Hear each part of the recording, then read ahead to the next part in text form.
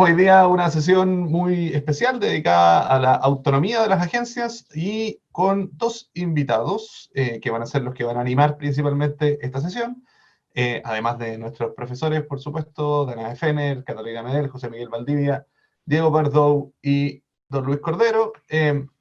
Tenemos hoy día con nosotros a Lucas del Villar, que es el director del CERNAC, y Andrés Pavón, abogado, máster en regulación, y tiene otro máster que no, creo que es un LLM. No. ¿Cuál es el otro máster, Pavón?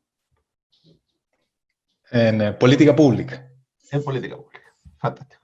Un capo máximo que va a estar hablándonos también, y bueno, también es abogado del CERNAC, y vamos a estar hablando de la autonomía de las agencias, a propósito de dos noticias que son muy interesantes y que han sucedido en las últimas semanas.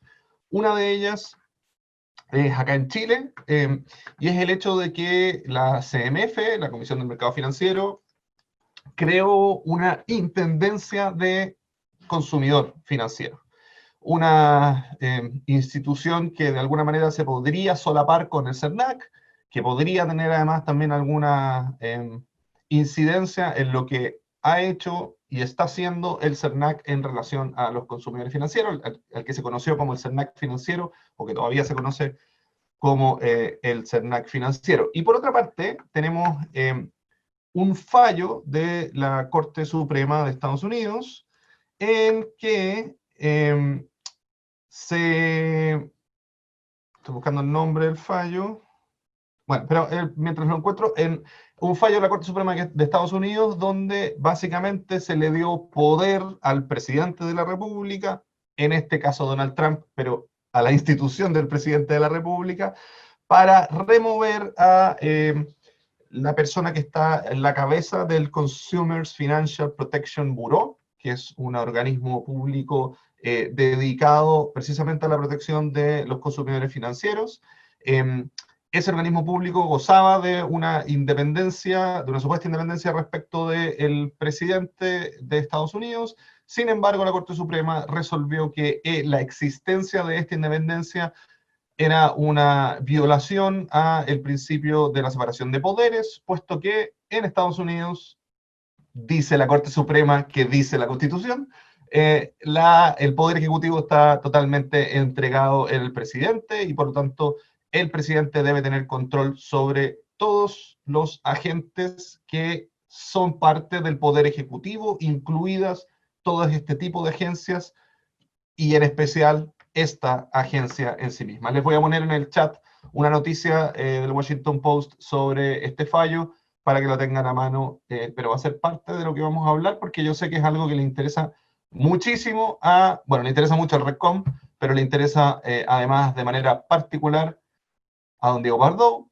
y de manera particular a don Luis Cordero y de manera particular a doña Catalina Medel, todos han hecho escritos sobre esto, y de manera aún más particular a don Andrés Pavón, que no solo ha escrito sobre esto, sino que además está trabajando en eso y por lo tanto entendemos que va a comentarnos sobre esta sentencia. Vamos a darle la palabra entonces ahora a nuestros invitados y vamos a partir por ¿quién? Yo iba a partir por Andrés, pero no sé si prefieren partir por Andrés o por Lucas. Yo quería partir con una presentación que puede Perfecto. un poco dar cierta coherencia al relato y vamos a compartir la presentación en dos partes, después sigue Andrés, así que nos vamos ahí a estar complementando la información. ¿Puedo hacer...? Debería tener habilitada la opción, señor director. ¿No lo tiene? Dice que no, pero por mientras... La comparto yo, la comparto yo. Ah, eso, compártela tú, súper bien, gracias. No, perfecto, no. Sí puedes compartir ahora, dale. Ahí sí.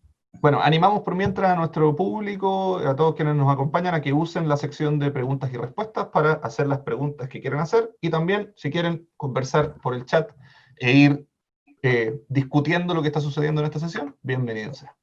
Don Lucas del Villar, director nacional del CERNAC, adelante. Bueno, muchas gracias, Ezio, por la invitación. Saludar a todos los profesores con los cuales ya los conocemos, algunos hace mucho tiempo, José Miguel, Danae, Catalina, Diego Bardó, que hemos estado en contacto muy recientemente. De hecho, el día de ayer ahí tuvimos reunión, y efectivamente nosotros queríamos partir con algunos temas que son bastante interesantes, porque a propósito de distintos procesos que hemos tenido que ir revisando en materia de protección de los consumidores financieros, es que hemos recogido cifras que quizás no habían sido sistematizadas de parte del CERNAC. Como ustedes saben, hubo una larga discusión desde el año 2010, que terminó el año 2012 con la ley 20.555. Lo que se llamó en su momento el CERNAC financiero. Lo cierto es que hay que decir que el CERNAC financiero como nombre ya no existe, ya está muerto, digamos, pero lo que sí está muy vivo es la subdirección de consumo financiero, es decir, la facultad que tiene el CERNAC para proteger, para informar y para educar a los consumidores financieros. Está expresamente recogido en nuestra legislación del año 2012. Recordemos que el año 2010 se iniciaron las primeras revisiones de cláusulas abusivas en contratos de adhesión financiero, y el año 2011, si mal no recuerdo, en abril, partió con la demanda de la Polar, ¿cierto? Entonces, ahí se generó una discusión muy interesante respecto a la necesidad de crear una agencia de protección de los derechos de los consumidores con facultades más robustas, más fuertes, y eso significó este fortalecimiento de la ley 20.555.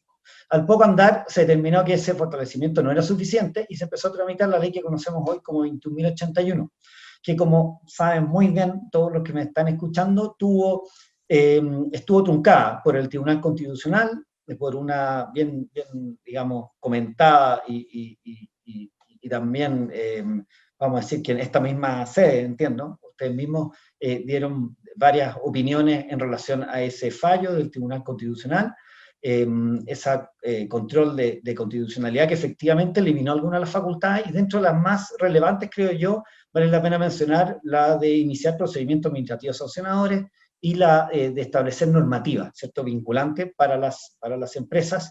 Y bueno, yo creo que esas dos son las más valiosas en relación a lo que quedó fuera por parte del Tribunal Constitucional. Y la primera también hablaba de temas de conciliación obligatoria, mediación y otros sistemas que quedaron fuera finalmente de esta normativa. Pero ¿qué es lo que sí tiene el CERNAC y que quedó fuertemente vamos a decir, relevado también con las otras atribuciones que contaba el CERNAC, es básicamente la posibilidad de perseguir, sobre todo infracciones a través de juicios colectivos? Es la única autoridad pública en el país que tiene la facultad para interponer acciones de clase, juicios colectivos, y con multas que ahora se incrementan en hasta 45.000 unidades tributarias anuales. Tenemos también la facultad para obtener solamente indemnizaciones con mayores acceso a pruebas, a elementos también procesales que son muy valiosos, sino que también este daño moral colectivo, que también ha sido también bien revisado, sobre todo por profesores en materia civil, ¿cierto? Los profesores civilistas han escrito al respecto, y otras instituciones que refuerzan mucho la facultad del Senat para interponer estas acciones de clase. Además tiene este procedimiento voluntarios colectivos, que son procedimientos administrativos, autocompositivos, previo juicio colectivo, y a su vez también una facultad que es muy, muy útil para el CERNAC, sobre todo con estos últimos años que se han dispuesto de modelos de fiscalización basada en riesgo, y hay un plan anual de fiscalización que toma en consideración muchos elementos, principalmente los requerimientos que el CERNAC recibe de la ciudadanía, que tienen volúmenes muy altos. Estamos hablando del orden de 300, 400.000 reclamos, quejas al año, sin contar las consultas, sin contar las denuncias ciudadanas, y ahora otro tipo de servicios que hemos puesto a disposición de la ciudadanía del año pasado.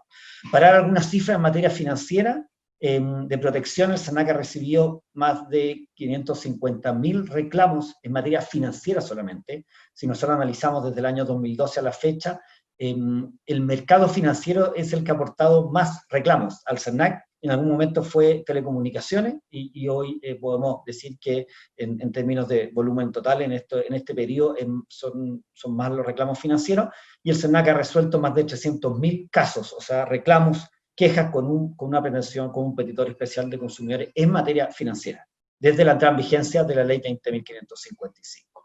Bueno, y la protección del consumidor la hemos centrado, y esto es una forma de explicarlo en simple, en cláusulas abusivas que están contenidas en contratos de adhesión, las prácticas abusivas, sobre todo en materia financiera, donde las asimetrías de mercado que están reguladas por los principios de protección al consumidor se ven vulneradas y el SENAC tiene que actuar, originalmente pidiendo información a través de oficio y después ejerciendo las acciones colectivas. Habían algunos casos que se resolvían por mediaciones colectivas y ahora está regulado eso de forma administrativa y también hay una fuerte facultad de fiscalización que puede citar obligatoriamente a ejecutivos, a asesores, representantes legales, puede solicitar prácticamente toda la información a los proveedores y ahí lo que se busca muchas veces no solamente una restitución de los montos que muchas veces se han cobrado, vulnerando la normativa de protección al consumidor, sino que también estas compensaciones e indemnizaciones de los distintos casos.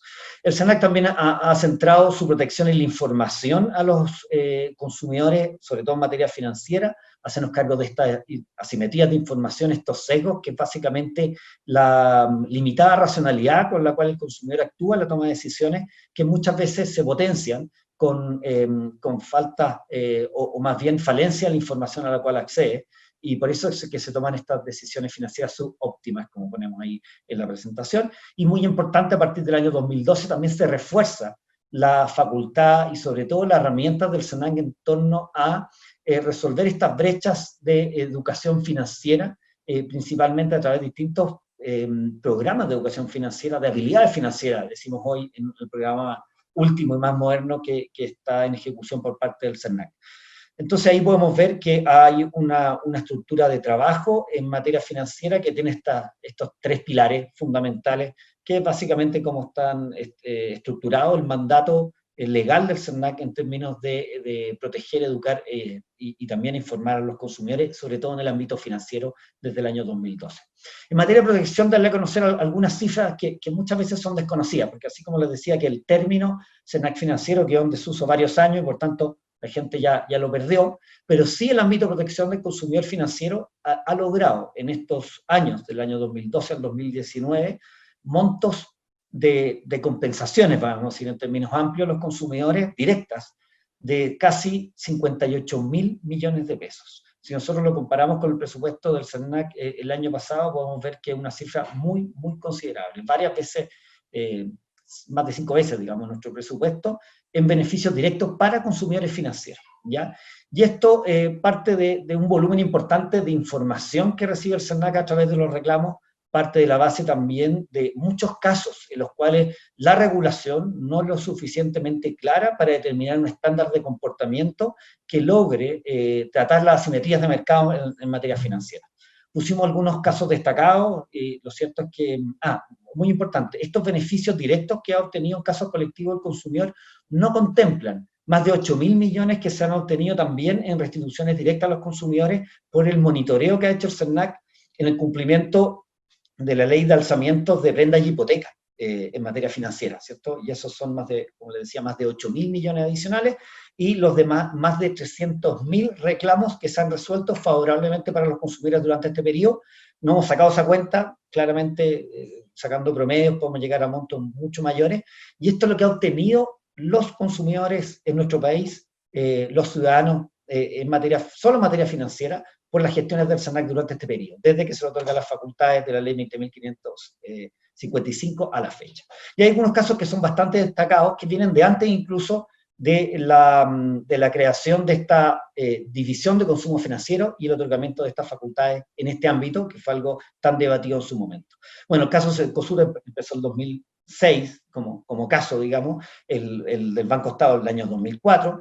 En ambos lo que vimos son prácticas que se pueden clasificar como modificaciones unilaterales, ¿cierto? En este caso de comisiones asociadas a ciertos productos financieros, pero también hay un tema muy de fondo que todavía no ha sido resuelto adecuadamente por la normativa a juicio del SENAC, sino que solamente a través de fallos de los tribunales superiores de justicia, que dice relación con la estructura de comisiones, es decir, de los servicios asociados a productos financieros complejos.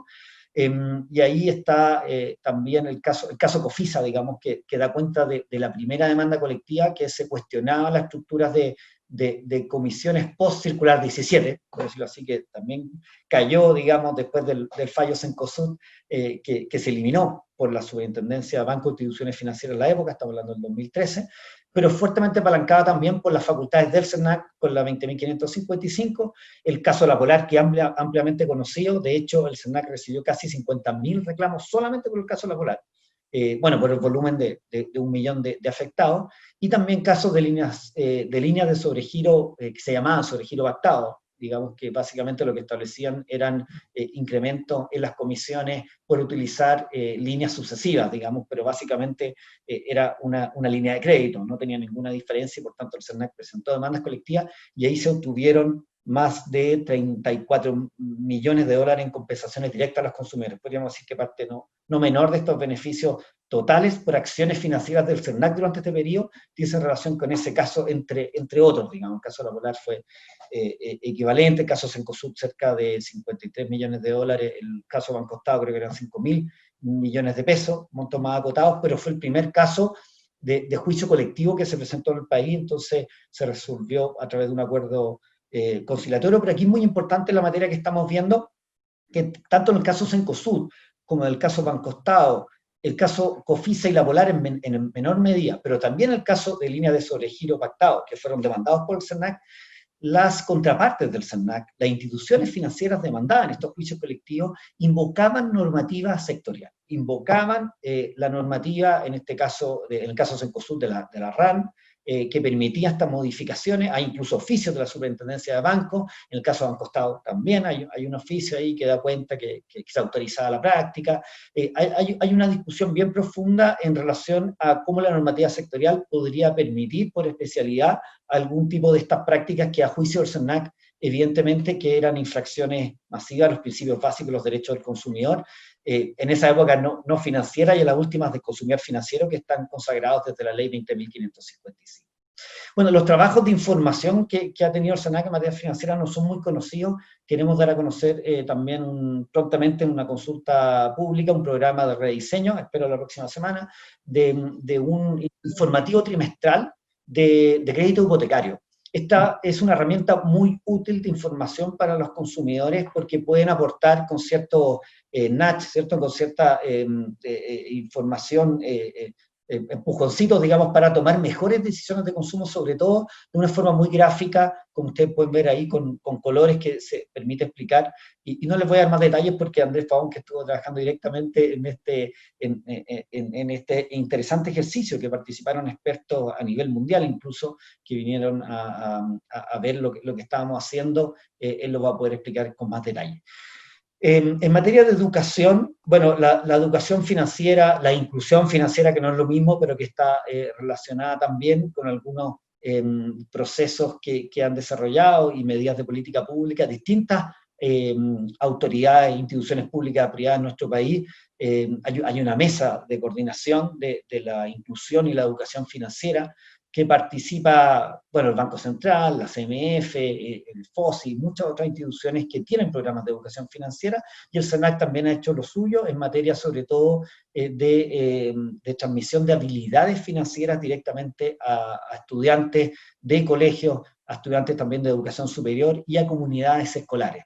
El volumen de beneficiarios, ahí lo pueden ver ustedes, durante este periodo son casi 460.000 beneficiarios, que son ciudadanos que han accedido a estos programas de alfabetización y educación financiera, principalmente escolares, jóvenes y también adultos mayores, que ha sido uno de los focos de estos últimos años. Y el estándar que estamos desarrollando este programa 2019-2021 es bastante alto, digo, en medición de cuáles son las habilidades financieras que finalmente utilizan, o sea, quedan de alguna forma radicadas en esos estudiantes y el público que recibe, digamos, este programa, y es medido con un estándar equivalente al de la medición PISA, ¿cierto?, que utiliza la OECD de habilidades financieras, donde podemos ver ahí que nuestro desempeño, si bien puede ser relativamente pobre, es bastante más pobre la distribución del desempeño, es decir, hay un porcentaje muy menor de la población que tira el promedio muy para arriba y podemos ver que hay un amplio segmento de nuestra población que tiene muy bajas habilidades financieras y eso nos pone en una posición quizás no tan baja en promedio, pero pésima, digamos, en distribución de habilidades financieras en nuestro país, que es algo que es bastante transversal a otras materias. Bueno, el SENAC como institución fiscalizadora autónoma, y ahí quizás es centrarme en algunos de los temas que está recogido en la ley. Básicamente, como ustedes saben, con la ley 21.081 se modificaron varias de las normas que generan una estructura básica como agencia de protección de los derechos de los consumidores del SENAC.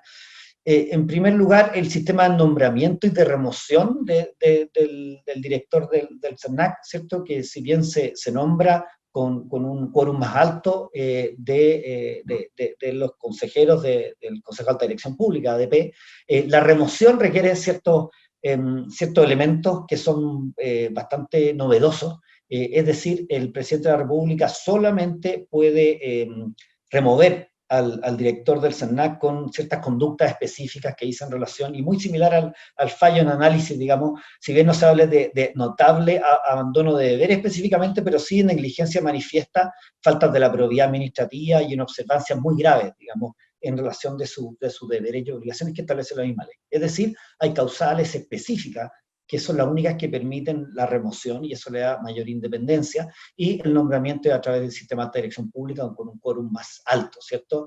El nombramiento es 4 años renovable, muy similar al fiscal nacional económico, quizás la diferencia es que la remoción no requiere acuerdo con la Corte Suprema, y también tiene un estándar muy alto de régimen de incompatibilidades y causales estrictas de la separación de funciones que le da bastante autonomía. Y dentro de las potestades que nos gustaría destacar en materia de protección del consumidor financiero, está la potestad de fiscalización, algo les comenté, el Plan Anual de Fiscalización Basado en Riesgo, que toma elementos centrales en las asimetrías financieras, precisamente, que es un volumen importante, un porcentaje importante de los reclamos que recibe el SENAC, que ha ido variando, pero siempre ha superado el 20%, digamos, es de los que están en primer y segundo lugar históricamente en el SENAC.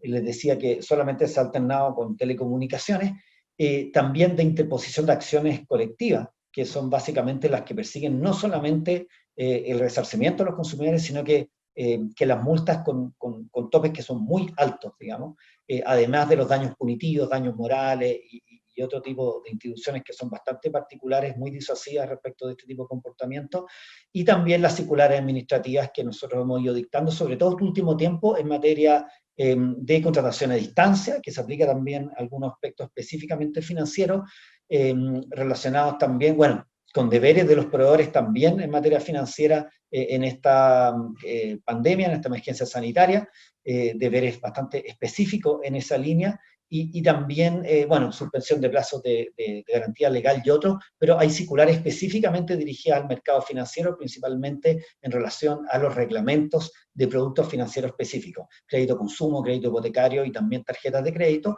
y un trabajo que vamos a seguir desarrollando en materia de información de cartola, estados de cuenta o información periódica también, para que los consumidores puedan tomar mejores decisiones en esa línea.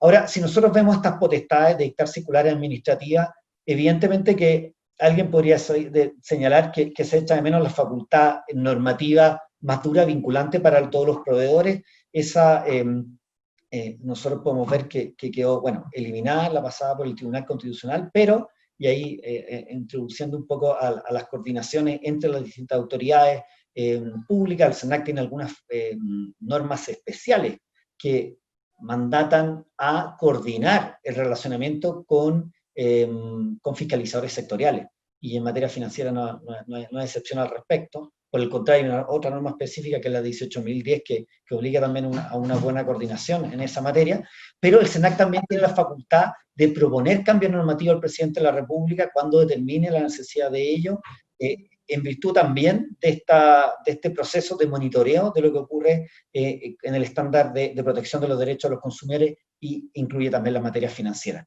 Por eso estamos haciendo también, y para dar un ejemplo, un estudio con bueno, conocido de todos ustedes, con un economista, con Aldo González, en relación a la estructura de costos de las gestiones de cobranza extrajudicial, que como sabemos están reguladas en la Ley del Consumidor desde el año 99, que tiene esa estructura que determina estos límites del reembolso de gasto de cobranza extrajudicial, que nosotros creemos que no se condice con la realidad y por tanto hay un sobreprecio que están pagando los consumidores que estamos estudiándolo y pidiendo la información al mercado, y eso lo que promueve, digamos, más transparencia, relaciones más equitativas en materia de protección del consumidor financiero, pero también que utilizar esta herramienta de proponer cambios normativos al presidente de la República, y por eso que también es importante tenerlo en consideración en relación a las circulares también administrativas, que si bien son recomendaciones interpretativas de carácter administrativo,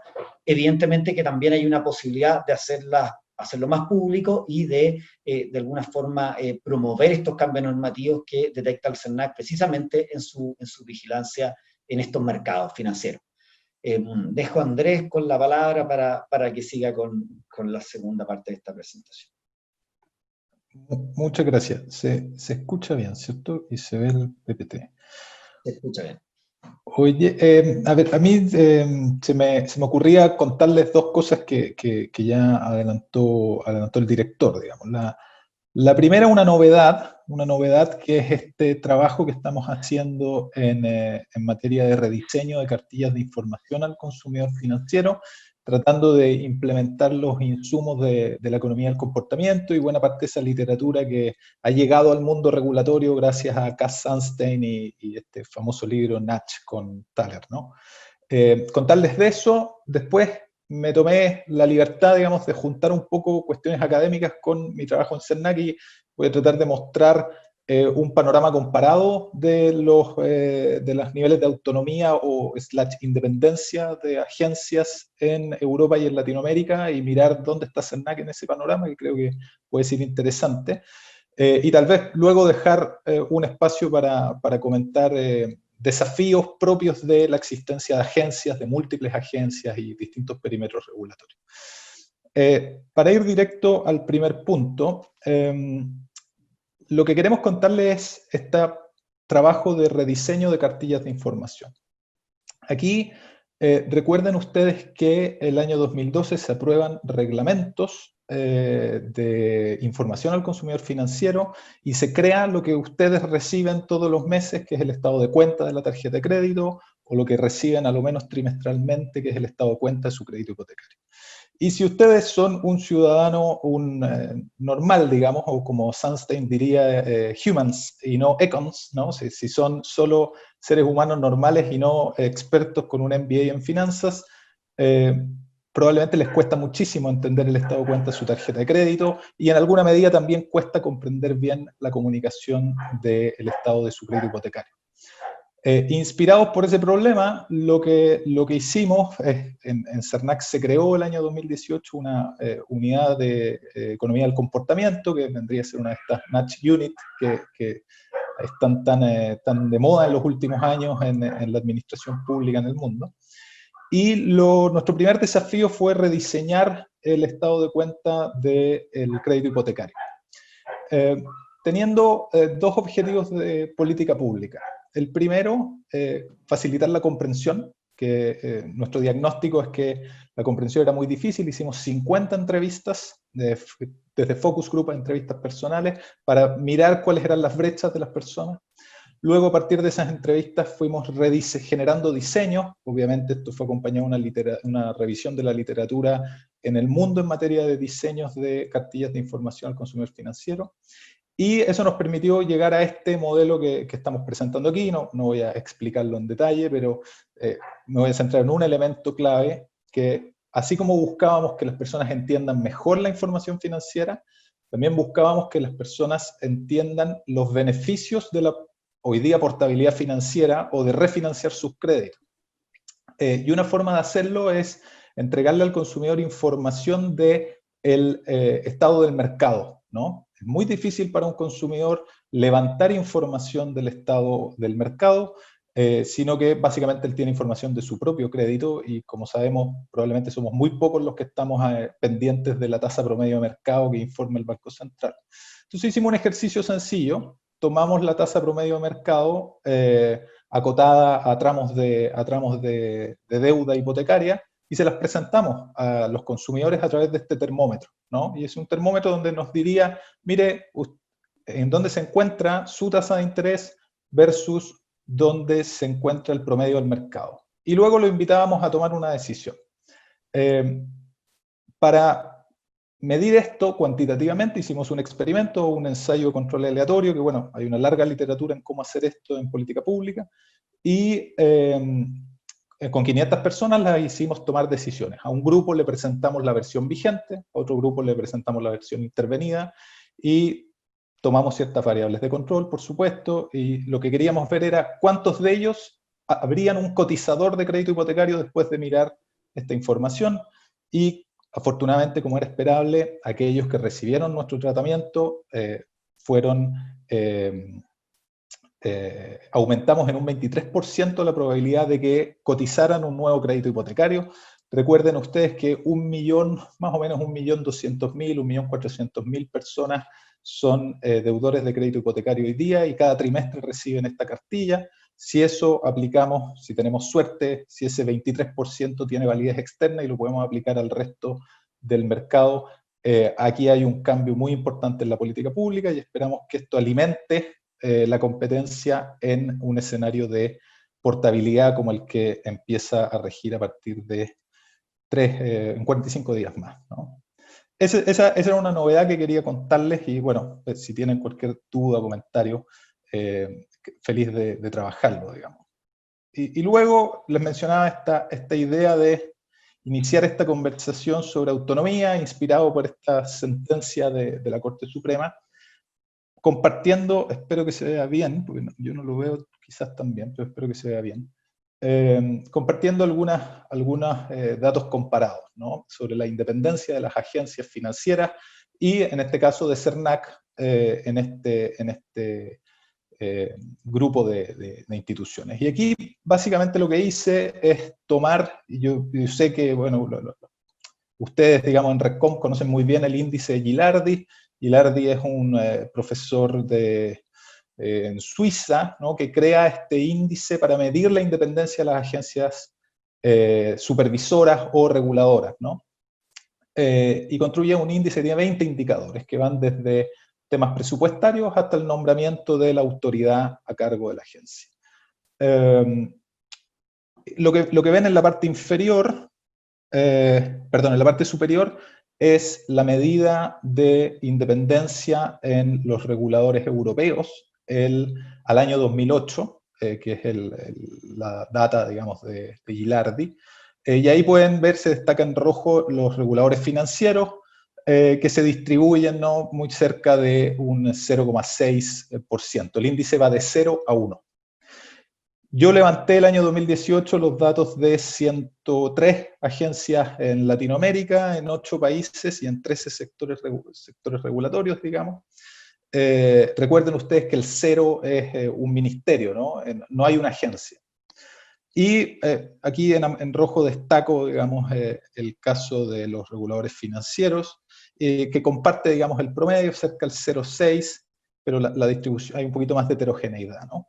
Lo interesante es que aquí rápidamente, hoy yo no había tomado los datos de agencias de consumo, digamos, en el mundo, así que rápidamente tomé los datos de CERNAC, que da un 0,66, lo cual lo ubica en términos de independencia en un nivel muy alto, digamos, ¿no? Que es un nivel muy dentro del promedio de los reguladores financieros sobre el promedio en Latinoamérica y en Europa. Lo cual habla, digamos, de esta estructura, ¿no?, que describió Lucas anteriormente, ¿no?, esta estructura de autonomía que ha ido siendo reforzada con el correr del tiempo. Yo creo que son datos interesantes para tener un poquito de contexto de cómo se distribuye la independencia entre las agencias, y bueno, hay larga literatura sobre cómo se distribuye entre agencias de orden de regulación social, regulación financiera o regulación de monopolios naturales, etcétera, pero no es el caso comentarla aquí, digamos.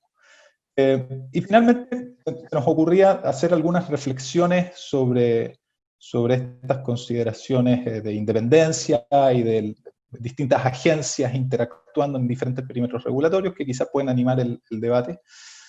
Por supuesto, lo que la literatura nos muestra y lo que la práctica nos muestra también es que siempre existen problemas de arbitraje regulatorio cuando tenemos distintas agencias independientes donde los perímetros regulatorios en algunos casos se traslapan. El arbitraje regulatorio siendo entendido como esta búsqueda del supervisado de aquella agencia que le atribuye menos costos y por ende elige o fuerza hacia una agencia o hacia otra según sea el caso, ¿no? Por supuesto, el desafío inmediato ante eso es la coordinación entre agencias. Estos niveles de coordinación se pueden dar en distintos puntos, desde el punto de vista regulatorio. Ya el artículo 37 bis de la ley 19.880 nos da una regla de coordinación y aquí, habiendo expertos en derecho administrativo, son ellos quienes pueden explicarla mejor que yo, digamos, pero aquí el legislador de la 21.000, que es precisamente la ley que crea a la CMF, ¿no? La Comisión de Mercado Financiero, incorpora como una regla de coordinación que es muy relevante de tener en consideración. Luego, por supuesto, tenemos puntos de enforcement, o necesidades de coordinación en materia de enforcement, y aquí la ley del consumidor tiene una muy clara. Recuerden ustedes que, como planteaba Lucas, CERNAC comparte, ¿no? Actividades con distintos supervisores, telecomunicaciones, CMF, entre otras, y el 58 bis lo que nos indica es que las resoluciones sancionatorias tienen que ser informadas a CERNAC para que a partir de ellas se generen distintas acciones, por ejemplo, acciones colectivas, ¿no? En materia financiera hay una norma en particular, como la ley 18.010, que incorpora una regla de coordinación entre la antigua Superintendencia de Bancos, hoy CMF y CERNAC, en materia de supervisión de la tasa máxima convencional. Y luego otros claves de coordinación están asociadas a materias de supervisión. Hoy día, ustedes saben, existen planes de cumplimiento en materia de consumo cuya certificación permitiría una atenuante para quienes cometan alguna infracción, y esos planes de compliance, por supuesto, pueden estar, intervienen en el modelo de gestión interna de la compañía y en el modelo de supervisión de riesgos de la propia compañía, y en muchos casos eso tiene que ver con la aplicación de normas propias de los sectoriales en materias de modelos de gestión. Y buena parte de lo que ha anunciado la Comisión para el Mercado Financiero en cuanto a su aproximación a la conducta de mercado tiene precisamente que ver con la generación de modelos de gestión internos de la compañía que estén destinados a resolver problemas de conducta o mitigar riesgos de problema de conducta, y eso, como ustedes pueden ver, traslapa, ¿no? Con los planes de cumplimiento en consumo, y ahí hay una tarea de coordinación relevante. Se nos ocurría que esos eran temas interesantes de poner en la mesa en un debate académico y con eso abrir, digamos, una discusión. No sé si el director quiere agregar algún punto aquí. No, lo que quería reforzar simplemente era el tema de los perímetros regulatorios, de los cuales hay que generar mecanismos que puedan resolver de forma bastante transparente también para los terceros, para los administrados, cómo se determinan, digamos, los ámbitos de aplicación respecto a esos perímetros regulatorios. Es una tarea de larga data en el CERNAC. Nosotros tenemos convenios con distintas instituciones públicas, con fiscalizadores sectoriales, y del punto de vista de los procesos también, porque vimos que jurídicamente los requerimientos del legislador son bastante claros. Bueno, con la ley 21.000 en relación al artículo 37 bis, ¿cierto? Pero también la ley del consumidor establece un ámbito de coordinación para ejercer las acciones colectivas. Y la ley 18.010 en materia financiera también establece una coordinación específica en materia de tasa máxima convencional. Pero también hay que sumar dos procesos que son bien interesantes, que muchas veces no tienen una regulación tan específica ni basta en materia de índole sectorial, pero que sí permite una coordinación de procesos de resolución de conflictos individuales de consumidores, es decir, reclamos. En materia sectorial, ustedes pueden ver que tanto la SEC, la SUTEL, la CIS, la CMF recibe reclamos. El SENAC, bueno, recibe un tremendo volumen de reclamos de los distintos sectores, y esa coordinación entre agencias es un proceso que es bastante interesante, porque de alguna forma obliga a establecer ciertos parámetros de perímetros regulatorios bastante específicos. Para dar un solo ejemplo, el SENAC desde hace muchos años que los casos de reclamos que recibe relacionados con problemas de los cajeros automáticos, básicamente cuando partieron, ¿se acuerdan ustedes los problemas de los cajeros automáticos? Se coordinó que se enviaran a las BIF de la época. Bueno, eso da cuenta de, para resolver un problema específico de consumo de los ciudadanos, es que tiene que determinarse previamente un perímetro regulatorio con materias más específicas.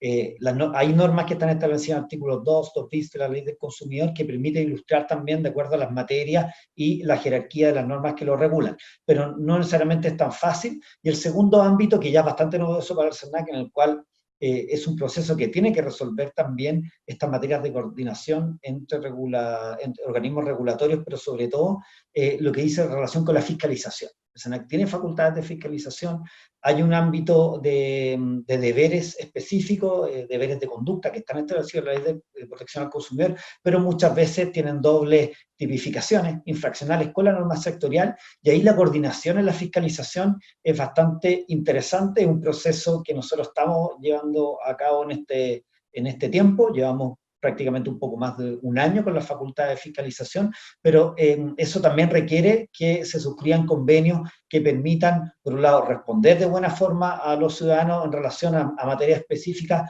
estableciendo procesos de revisión y de entrega de información respecto de quejas, de consultas, los procesos de fiscalización en coordinación también con el ámbito de los tipos fraccionales específicos, y se suman, digamos, a estas necesidades, más bien mandatos legales que establecen una coordinación específica cuando hay materias que lo requieren precisamente por atender a lo infraccional y a lo resarcitorio de forma escalonada. Yo creo que eso es para complementar este último proceso, siendo súper abierto y transparente con precisamente el estado del arte en materia de coordinación del SENAC con los sectoriales, que básicamente siempre tiene ciertas complejidades, porque cada sector tiene sus normas propias, entonces hay que hacer en cada convenio un traje a la medida, incluyendo estas normas que son de aplicación transversal, y, ¿por qué no?, también en materia financiera tiene sus particularidades, como hemos visto los casos que hemos expuesto.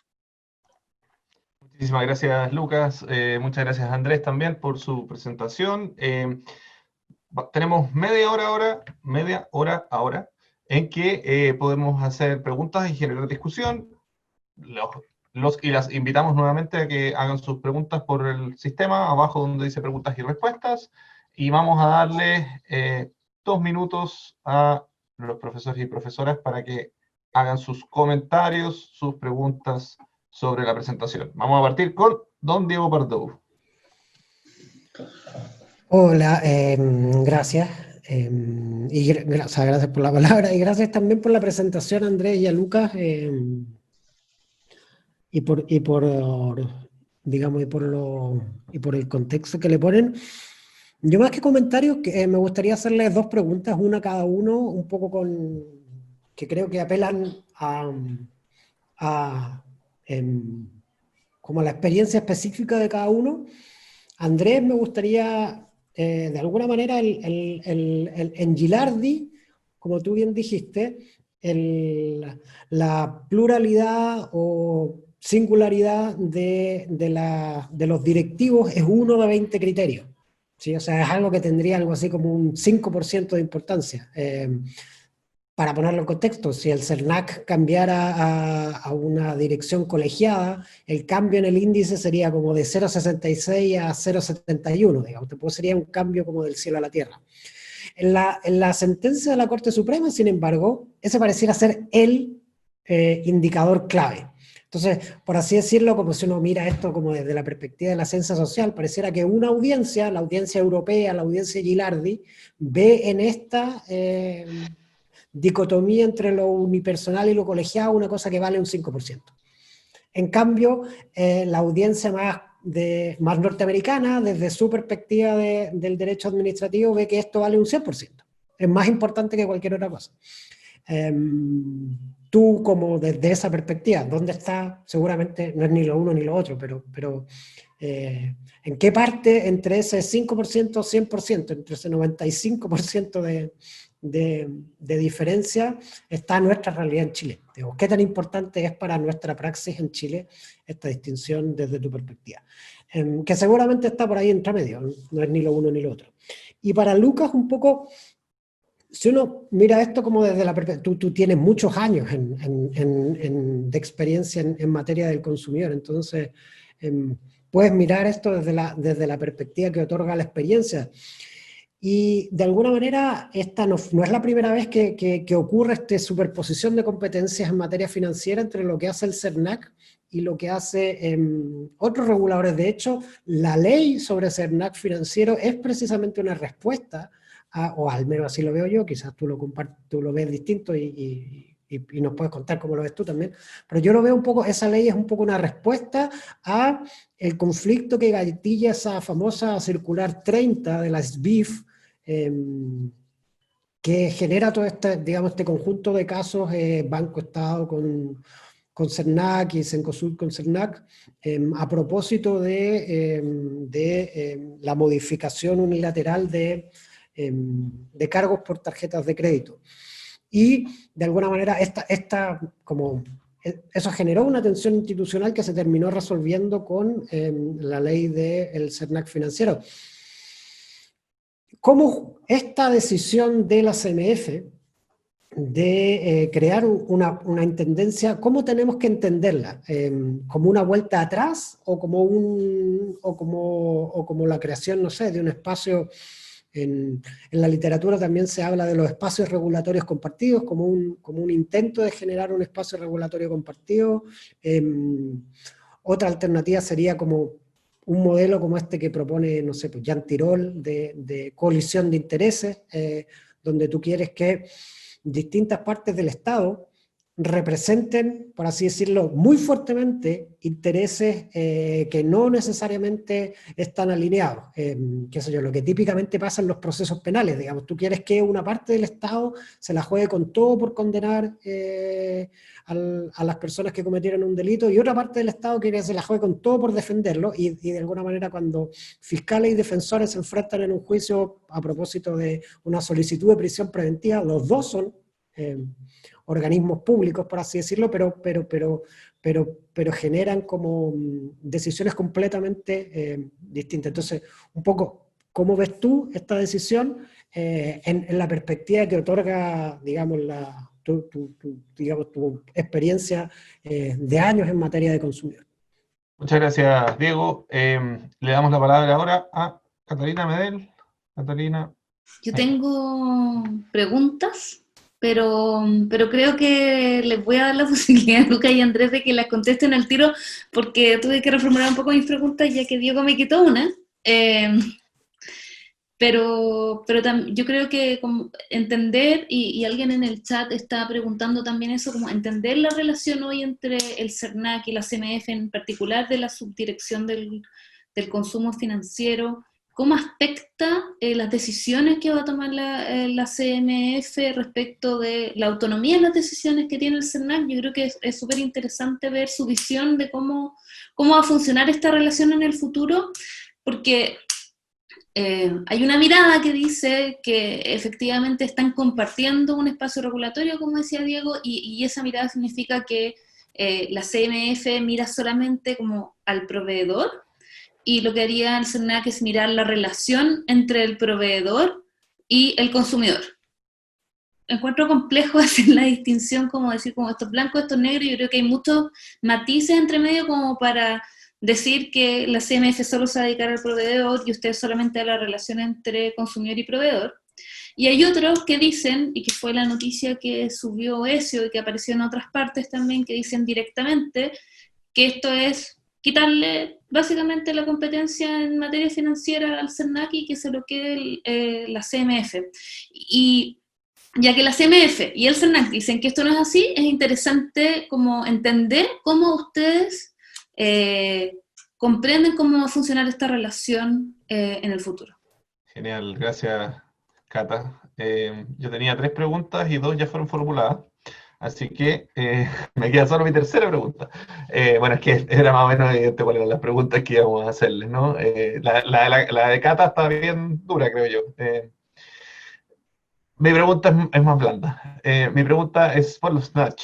Los felicito primero por estar aplicando los Snatch en esta materia. Yo sé que hay un estudio detrás y un montón de ganas desde hace mucho tiempo de hacer uso de esta herramienta, y es una primera forma de hacerlo de manera por lo menos expresa, porque yo diría que hay otros Snatch en la regulación chilena, pero este es bien expreso que ustedes lo están haciendo con esa intención. Y el que describió Andrés al menos es uno que es súper poco invasivo, y por lo tanto no caería dentro de áreas de paternalismo y probablemente tampoco tenga ningún conflicto con ni los proveedores de ese tipo de créditos, ni con los consumidores, por supuesto.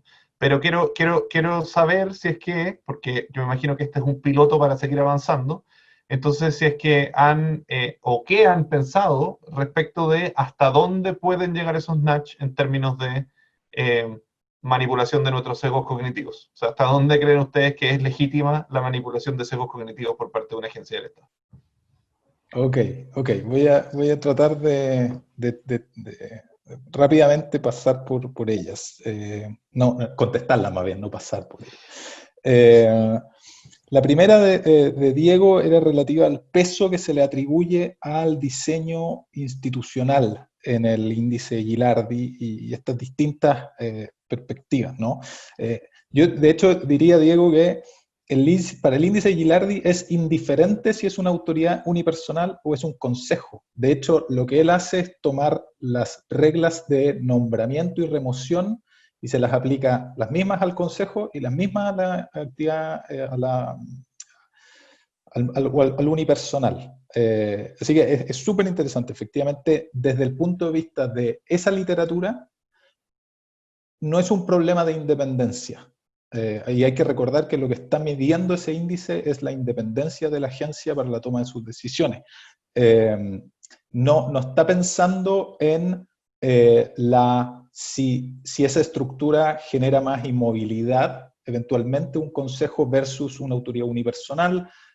Hay un conjunto de otros factores que uno podría tener en consideración. La Corte Suprema norteamericana se menciona la suerte de equilibrio político que generan los consejos. Hay varios aspectos extra, ¿no? Pero desde el punto de vista de la independencia, para Gilardi y para esa literatura, yo diría que la literatura en Public Management en general, cuando miran independencia en estricto, vemos que no están considerando este elemento de colegial o no colegial.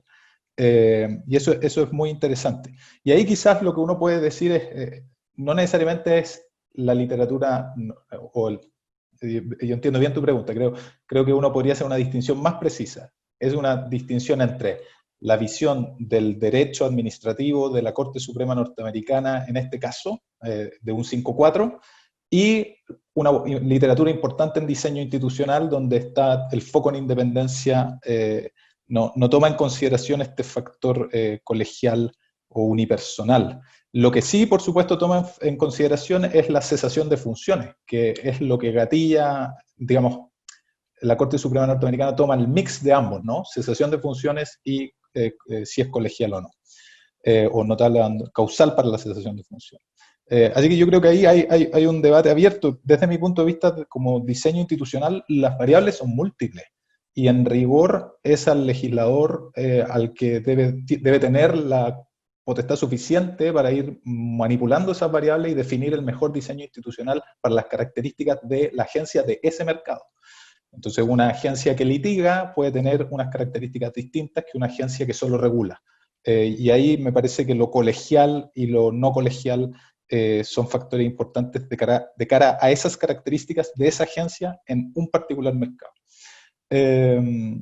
Con eso trataría de contestar la pregunta. Luego, a la de Ezio sobre Natch, yo diría que, por supuesto, no es indiferente a los proveedores este tipo de información, porque en la medida en que tú estableces indicadores que permitan una fácil comparación del mercado inyectas competencia inmediatamente. Entonces, y es el mismo proveedor el que está informando cómo está el mercado y si su tasa está más alta o no, o si su CAE está más alto o no.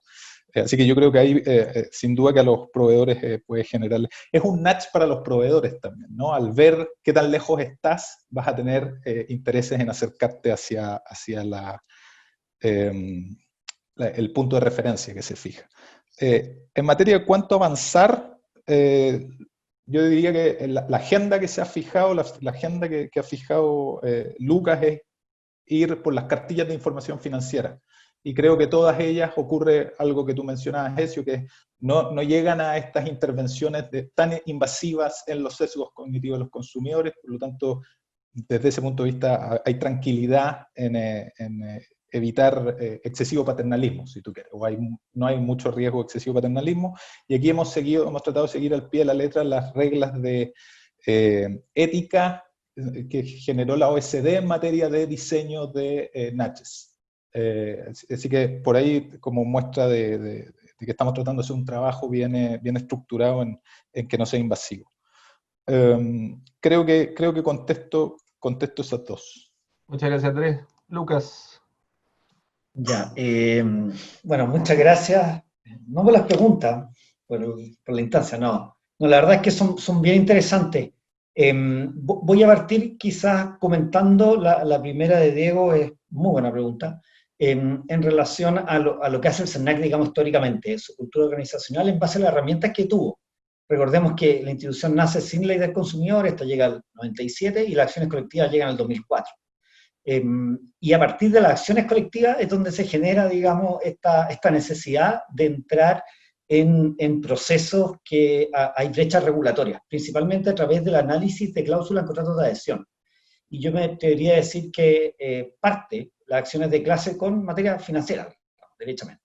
Entonces, el objetivo del CERNAC es detectar comportamientos o prácticas que sean colectivas que pueden afectar los derechos de los consumidores, pero con una expresión de detrimento. O sea, no es un monitoreo formal, hay muchos deberes de comportamiento que pueden ser formales, y ya pasaron los tiempos en que las infracciones masivas eran ocultas para los consumidores. El caso Cencosud, que eran 5 reclamos, o el caso de BBVA, del Banco de BBVA, se va a recordar, Diego, que lo analizamos ahí en la Universidad de Chile también, la Facultad de Derecho, que le llegó una cartola al director del servicio a la época, digamos.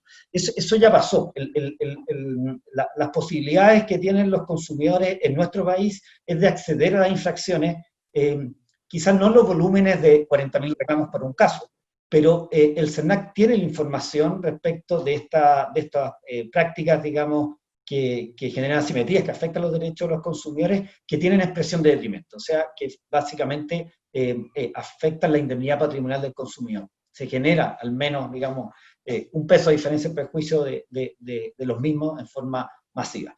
Y bueno, y muchas veces existen brechas regulatorias. Esas se detectan por parte del CERNAC y lo que hacemos es presentar la acción colectiva, el juicio colectivo, y finalmente es la jurisprudencia la que determina, que normalmente los tribunales superiores de justicia, pero afortunadamente en los últimos años también en acuerdos conciliatorios, que se determina cuál es la regla del juego. Se resuelve en estas acciones con efecto erga omnes o mecanismos administrativos autocompositivos. El tema es que esa regla del juego, como está escrita en un fallo, que si bien tiene efecto erga omnes respecto de los afectados, no establece un estándar para toda la industria, y es ahí donde el CERNAC tiene que, y en base a ciertos criterios de priorización, escoger cuáles son las herramientas que logran una mayor eficacia en alinear el comportamiento de la industria, ¿ya? Respecto a cómo nace la reacción del CERNAC financiero es bien interesante, porque uno analiza lo que señala la Comisión de Sormó del año 2011, que habla de los Twin Peaks y que es clave en este sentido una estructura de incentivo de las instituciones que vaya en la línea de o proteger los derechos de los consumidores o la solvencia del mercado y este análisis más prudencial, digamos. Si van juntas, dicen siempre, van a cooperar los consumidores, digamos, esa es más o menos la conclusión, y es bastante interesante que toma las instituciones de la época, analiza la super de banco y la SBS, la super de valores, y dice, mira, se tienen que reorganizar en dos instituciones nuevas.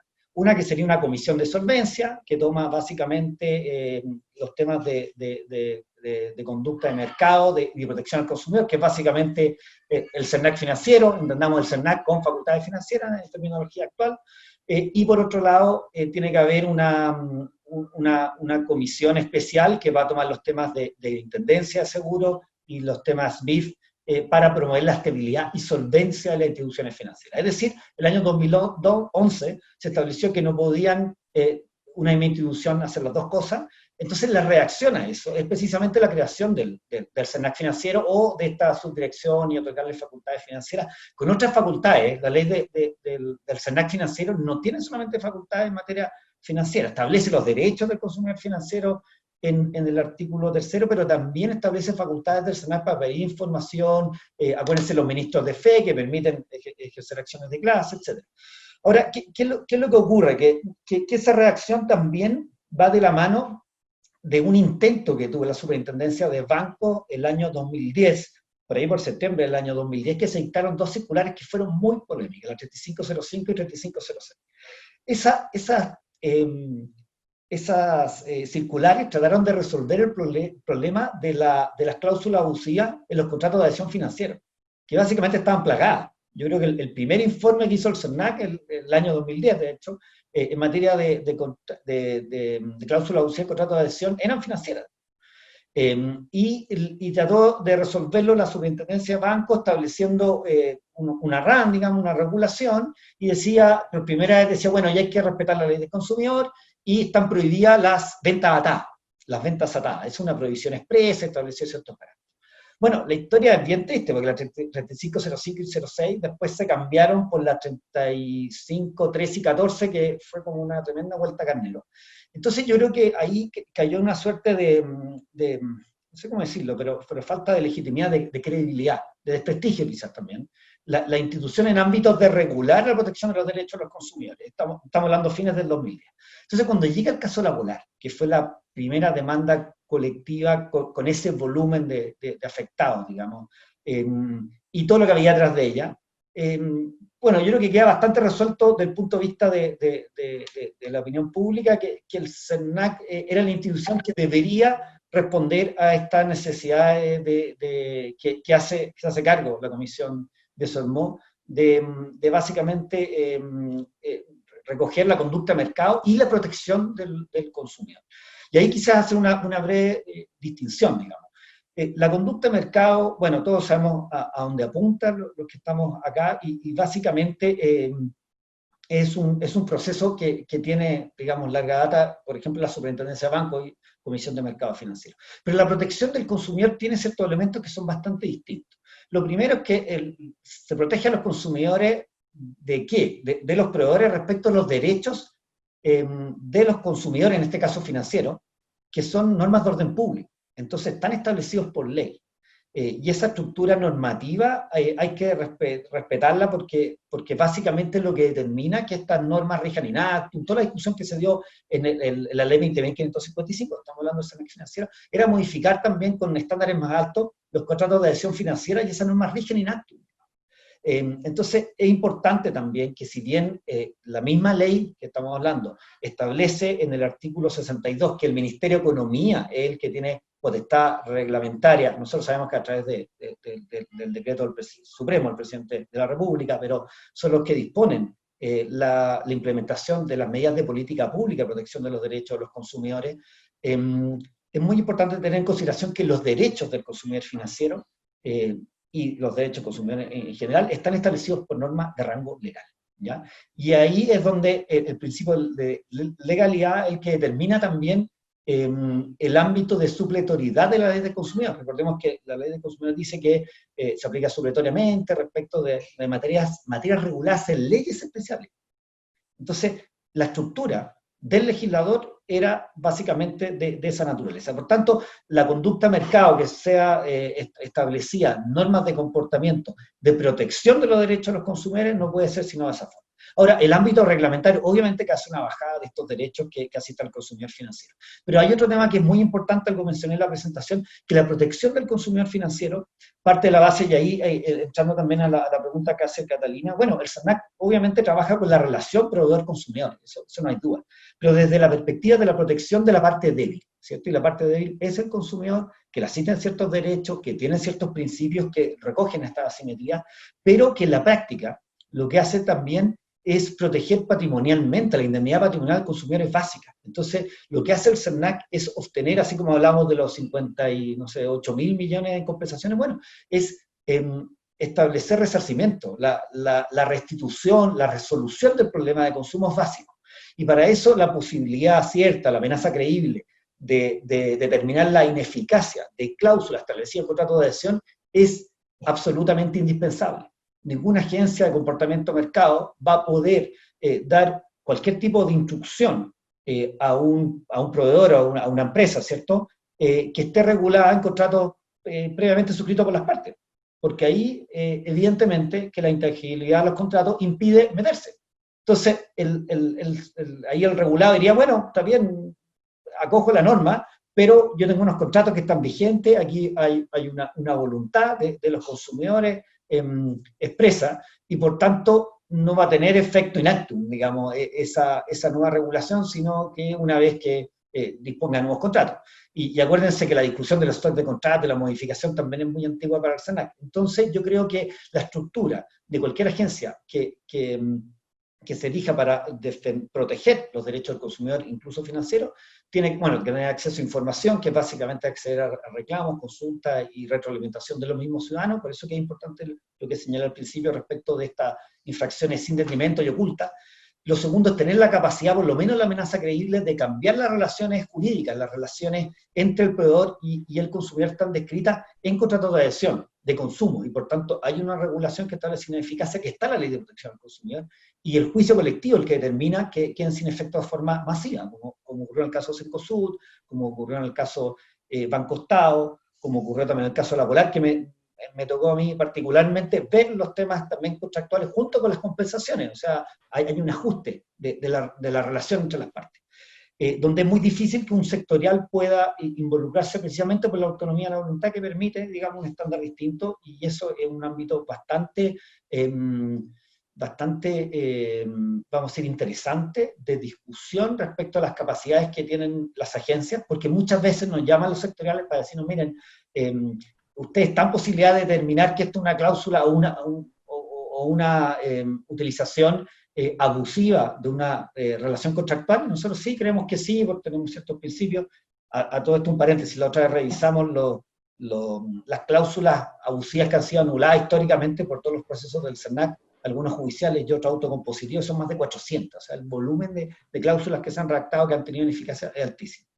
Cierra paréntesis. Entonces, ahí lo que hace la autoridad sectorial es que va donde su fiscalizado, su supervisor, y dice, mira, si es que tú no cumples este estándar, vamos a pedirle al CERNAC a través de un oficio, que es un poco lo que establece el artículo 2 bis y 58 que hemos señalado, que interponga esta acción.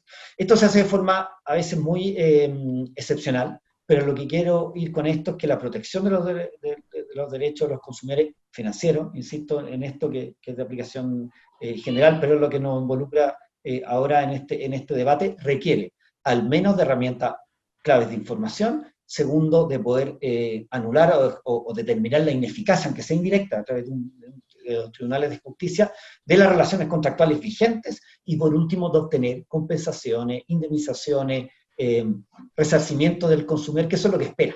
Por eso cuando se habla de la protección del consumidor, y básicamente lo que van a ver son procedimientos administrativos o normas, como se llamen, digamos, que determinan normativas sin que impacta en un efecto de resolver específicamente el problema de consumo al ciudadano, yo creo que se genera una sobreexpectativa que después es muy difícil cumplir. Yo creo que con eso respondo a las dos dudas. No sé si... Muchas gracias, Lucas. Sí, bueno, nos quedan unos pocos minutos, quedan las preguntas del público. O sea, hay 3 preguntas que ha hecho nuestro público, se las voy a hacer. Yo creo que una parte importante de lo que se está preguntando por parte del público ya fue respondida por ustedes, pero de todas maneras les voy a leer estas preguntas y luego de eso les voy a dar 2 minutos a cada uno, primero Andrés, después Lucas, para que cerremos a las 19:20 con esta edición de Regulación y Cuarentena. Pregunta Andrés Herrera. Sabemos que la CMF desea transitar del modelo de silos al modelo Twin Peaks o de cumbres gemelas con dos pilares de supervisión: la solvencia de los agentes y la conducta de mercado, en la que se inserta la futura Intendencia de Protección al Consumidor Financiero. Este nuevo modelo podrá traer tensiones regulatorias no solo con la protección del consumidor entre CERNAC y CMF, sino al interior de la propia CMF, en cuanto a que sus acciones pudieran ser potencialmente contradictorias entre medidas para garantizar la solvencia del mercado financiero y las de protección del consumidor financiero y de seguros. ¿Cómo ven esas potenciales tensiones? ¿Pueden afectar la protección del consumidor en definitiva? ¿Qué acciones va a tomar el CERNAC en su coordinación con la CMF para precaver este problema que él describe?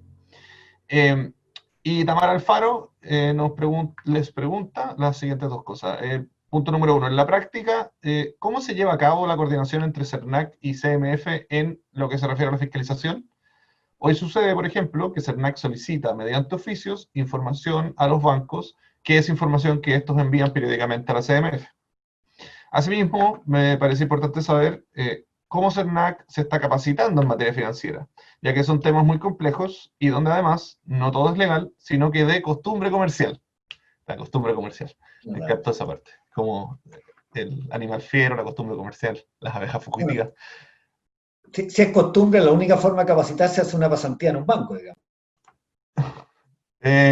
Sus 2 minutos, don Andrés Pavón, después sus 2 minutos, Lucas del Villar, y cerramos. Muchas gracias por las preguntas. Yo haría ahí una precisión terminológica, quizás la pueda hacer incluso mejor Diego que yo, pero el Twin Peaks en rigor son dos agencias distintas, que era el modelo que propuso, digamos, la comisión de Sormó, donde lo que precisamente tiene en consideración es estos incentivos distintos, ¿no? Un incentivo a la protección, a la conducta, y otro incentivo a la protección de la solvencia. Y la razón de que esos incentivos institucionales o de esas visiones institucionales sean diferentes hace que dos instituciones los lleven cada uno por su lado, ¿no? Y ahí se explica lo que Diego mencionaba de Tirol, de esta competencia institucional por cumplir con tu misión, versus incorporarlos en una sola agencia, ¿cierto? Ahí entiendo yo dejaría de ser un modelo Twin Peaks, sino que es más básicamente una agencia integrada, ¿no? O multifuncional. Y esa tensión obviamente la resuelve la agencia como estime más conveniente. En términos de coordinación entre CERNAC y la agencia, yo como, digamos, subdirector de consumo financiero me corresponde permanentemente estar en esa coordinación con la contraparte de la comisión, con quien nos mantenemos permanentemente en contacto. Luego, la mención que se hace a los requerimientos de CERNAC, bueno, buena parte de la discusión de arbitraje regulatorio es precisamente esa, de que un requerimiento de CERNAC que tangencialmente tenga información que puede tener relación con las competencias de la CMF, cierro el tiro. Obviamente el supervisado va a tratar de elegir entre uno u otro, va a tratar de denegar la información estimando que es de la competencia del otro. Es un tema que enfrentamos constantemente. Muchas gracias, Andrés. Sus 2 minutos, Lucas. Los 2 minutos. Bueno, lo primero, quizás la pregunta que hace Andrés Herrera, bueno, toma uno de los elementos que dijo Diego, que claro, él postula 3 alternativas de coordinación. Yo la verdad es que no la respondí directamente y yo tiendo a pensar que más que una vuelta atrás o establecer un sistema similar al de contrapesos fuertes como el que existe en materia penal, que decía Diego, yo creo que más bien es una mezcla de ambos, digamos. Cuando habla de que existe un espacio regulatorio conjunto, ahí hay que ser bastante claro en entender la historia también de cómo se dio la regulación de la modificación de la ley del CERNAC, la 21.081, en la cual no se le otorga la facultad normativa directa vinculante para los proveedores, que sí tiene recogida con un ámbito, sabemos, prudencial, pero también comportamiento de mercado, porque no en materia de la Comisión de Mercado Financiero. Por tanto, esa regulación conjunta permite básicamente y genera una coordinación con resultados bastante virtuosos en relación a comportamiento, conducta, que si no tendría que el CERNAC ir a litigar por mucho tiempo, digamos, en la medida que son principios que están claramente establecidos, evidentemente establecidos en la protección de los derechos de los consumidores. Ahora, si hay alguna sospecha que hay una vuelta atrás y el CERNAC, digamos, pierde el ámbito de atribuciones, la verdad es que no hay ninguna posibilidad porque está establecido en la ley y digamos, es una pregunta casi muy obvia para nosotros como abogados para responderla, pero no a veces para la opinión pública que ve titulares y puede quedar un poquito confundida. La Ley de Protección al Consumidor establece los derechos básicos del consumidor financiero. Esto ha sido reforzado recientemente, van a ser más reforzados incluso con un proyecto que se denomina Proconsumidor, que está en tramitación, y particularmente en nuestro término la ley de responsabilidad por fraude para las instituciones financieras y la ley de portabilidad financiera también hacen eco a esa estructura de derechos del consumidor financiero con las facultades que otorga el CERNAC de protección de los mismos y esta coordinación con la CMF que ha sido bastante fructífera este tiempo, sobre todo en aspectos que hemos nombrado de entrega de información. Esperamos pronto suscribir un convenio marco que establezca esta regulación en materia, la coordinación en materia específica y eso posibilite este espacio regulatorio conjunto que creemos que puede ser mucho más eficaz que el largo juicios colectivos, sobre todo en las materias bastante ya más resueltas por parte de los criterios del CERNAC,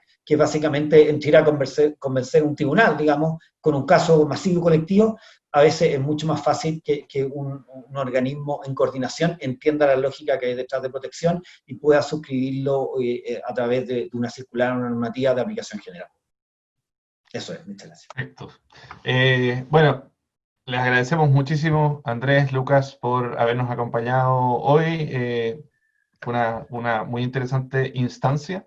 Les agradecemos también a Catalina Medel, Diego Bardou, Dana Fener, Luis Cordero, José Miguel Valdivia, que se tuvieron que retirar antes, y al equipo de comunicaciones de la Facultad de Derecho de la Universidad de Chile, y por supuesto a todos ustedes que estuvieron hoy día con nosotros.